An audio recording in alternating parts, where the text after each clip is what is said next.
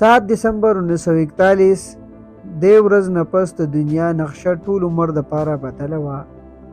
امریکا نیوي بیس باندې یو قیامت راتلو واله و او دا اندازه چاته هم نه وه. افریقا یو نوکر ډوریس میلر سهار نیوي افیسر ته ناشته ایږدي او بیا د هغوی کپړې راټولوي. سهار ټیک 7:57 بجې باندې ډوریس یو سایرن اواز واوري. دا اواز یو سیلر هم نه غواړي چې خپل ژوند کې یې واوري. هغه بهر راوځي چې وګوري ټول اسمان د جیپنیز ایرکرافټس نه ډک کي. دا جهازونه بمباري سٹارټ کړه او یو امریکن جهاز تباه کی او دا حمله د امریکن پرل هاربر بیس باندې شوی وه. نن به مونږ خبره کو چې جاپان په امریکا باندې حمله دونه جرأت ولې وکړو. نن به مونږ خبره کو چې جاپان په امریکا د حملې دونه جرأت ولې کوو. ډوریس باورچی له د امریکا ټولو نه غټ ایوارډ ولې ورکوو او امریکا په جاپان نیوکلیر حمله ولې وکړه. زمونږ دا نن انټرسټینګ کہانی شروعات د 1941 نه کیږي. امریکا د چاینا بچ کولو دپاره ټول هر څه په داو ولګول. هغه چاینا چې نن سبا 2023 کې امریکا ښه په ښکاره مخالفت کوي. ورلډ وار 2 3 کاله شوي وو چې هغې کې یو طرف ته جرمني او ایټلی وو او بل طرف ته برطانیه، نیدرلینډ او فرانس وو. دا جنگ کې امریکا اړوسه حصه نه وه. امریکا بالکل نیوټرل وه. ولې چې ورلډ وار 1 کې دې ته ډېر نقصان ورته شوی و او بل دا چې ایشیا او یورپ جنگ کې هغه ځان سایډ ته کوو. لیکن یو ملک وو چې هغې امریکا مجبوره کوله چې دې جنگ کې شامل شي او هغه ملک وو جاپان. جاپان کې نیچرل ریسورسز کمی د وجې هغو ګاونډیان نږدې ملکونه لګاتار قبضې کولې چې خپل نیچرل ریسورسز ډیمانډ پوره کړي. کوریا، تایوان او چاینا باندې جاپان قبضه کړې وه. پیسیفیک اوشن کې جاپان ته نږدې فلپاینز، ملیشیا، برونای او انډونیشیا باندې هم نظر وو. خو مسله دا وه چې ملیشیا د بریټن کالوني وه، انډونیشیا باندې نیدرلینډ او فلپاین باندې نیوټرل امریکا کالوني وه. جاپان ته خپله د باندې حمله کول ټیک نه ښکارېدل. خو د اصل وجه د جاپان په شا باندې هټلر وو. ولې چې هټلر د امریکا او د بریټن دشمن وو. جاپان د حرکتونو نه پس امریکا جولای 1941 کې جاپان باندې آیل بند کړه. جاپان خپل آیل نشته او د هغو 80% ډیمانډ د امریکا نه اخلي. امریکا نه به یې امپورټ کوو. امریکا جاپان ته یو شرط کېښودو، پهله به چاینا نه خپل قبضه لرې کوي نو بیا به هله آیل ورکوو. جاپان دپاره دا ډېره مشکله فیصله وه. یو طرف ته که هغه چاینا نه خپله قبضه پرېښوده نو ټوله دنیا به وایي چې د هټلر د سپورټ باوجود امریکا ته سرنډر شو. بل طرف ته آیل وو چې د هغې د وجې جاپان کمزوری کېدو. خو جاپان فیصله وکړه چې خپل پوځ واپس نه راولو. خو دننه یې پلینینګ کوو چې آیل دپاره انډونیشیا حمله کول وو. خو دا کار دونه آسان نه و. مونږه پهله ویلي وو چې انډونیشیا باندې د نیدرلینډ قبضه وه او د غلطي رسېدو دپاره ضروري وه چې اول په فلپاینز قبضه وکړي چې کم د امریکا په قبضه کې وو.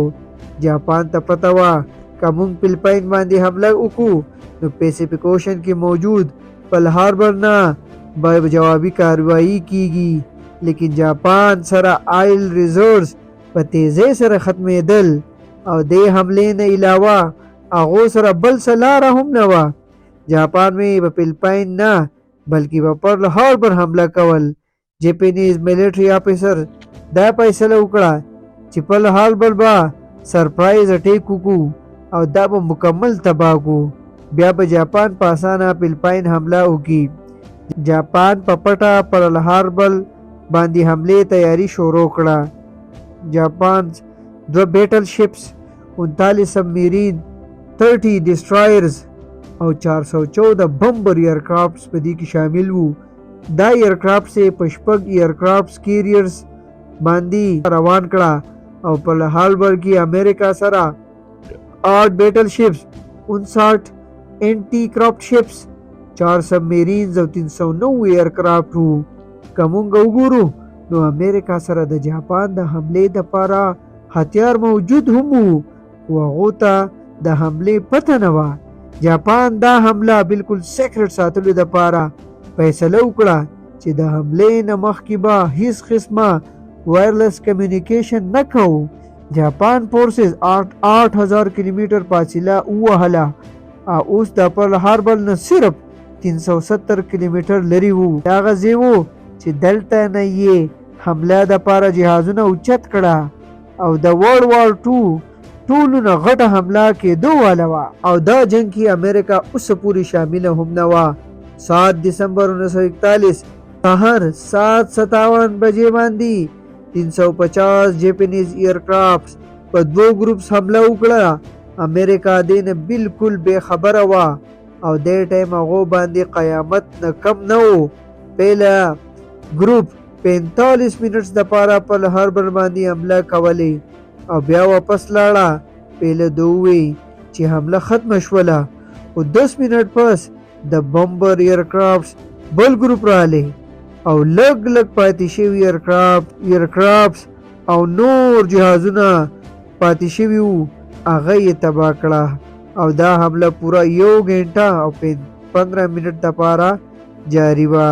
په دې کې جاپان تله هر طرف نه چوته وه. د امریکا 20 ویسلز، 8 بیټل شپس او 300 نه زیات پلینز یې تباه کړه. اسمان او ځمکه کې صرف اور او توري دوړې وې او د بیټل شپ کې یو افریقن باورچی هم و چې یو مزایل هغه جهاز هم راوغورځېدو چې دې کې غټ افیسر زخمی شوله. ډورس زخمی افیسر سایډ ته کړه او بیا په خپله انټي ایرکرافټ سره جیپنیز جهازونو حمله شروع کړه او بغیر څه ټریننګ 6 جیپنیز تیاری یې راګیلې کړې او په دې کې ټوټل 29 جیپنیز جهازونه تباه شوي وو. ډورس پهلا افریقن امریکي و هغه ته نیوي کراس انعام میلاو شو.